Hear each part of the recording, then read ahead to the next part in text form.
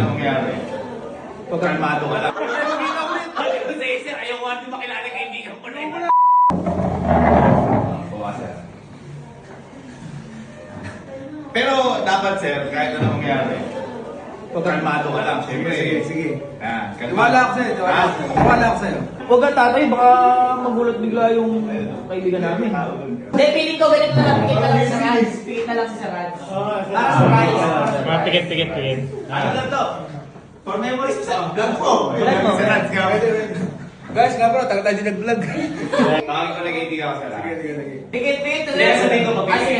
Sabihin ko mabigay. Sir, maganda yun. Sir, tigit ka sir. Tigit ka. Pikit. Mga birthday surprise. Birthday surprise. Ready ka na sir?